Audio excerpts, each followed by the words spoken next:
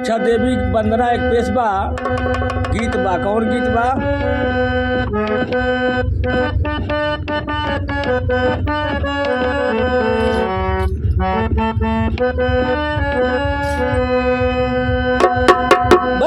सैया छुट्टी लेके आवत बाड़न घरवा, आज टेलीफोन आइल बा। छुट्टी लेके आवत बाड़न घरवा, आज टेलीफोन आइल बा। सैया छुट्टी लेके आवत बाड़न घरवा, आज टेलीफोन आइल बा।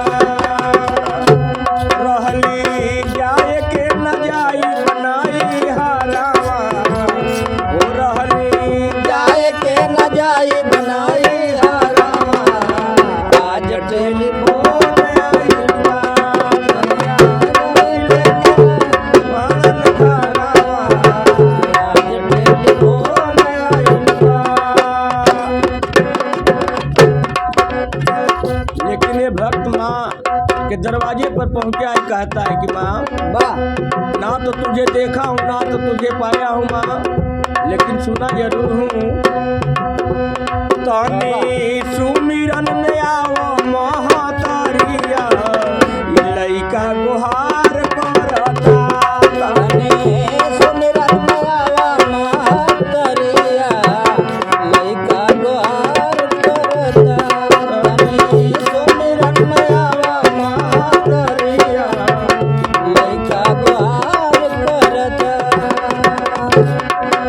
पहला बन भक्त कहता बाबा, फूलल बटोहिया के रहिया बतावेलू, फूलल बटोहिया के रहिया बतावेलू, फूलल बटोहिया के रहिया बतावेलू।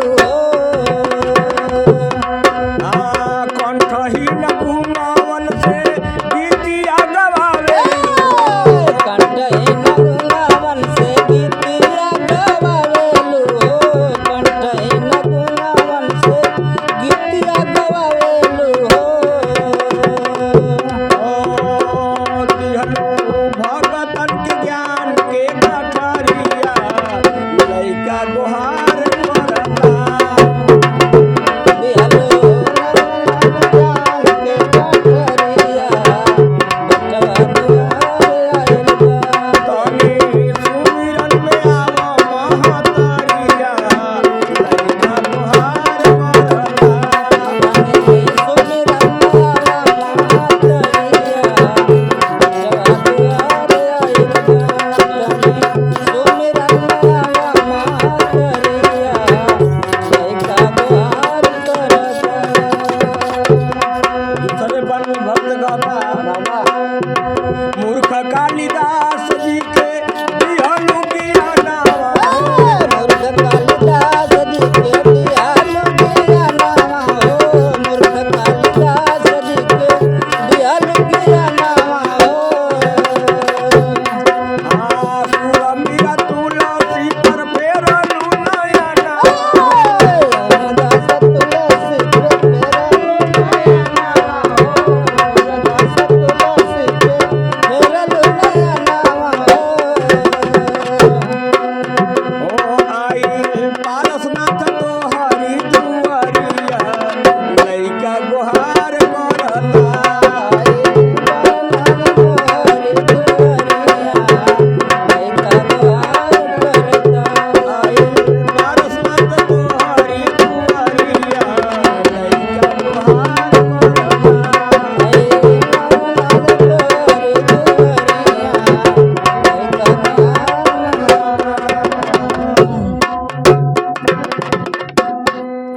अब देखा कैसा हालत हो रही है।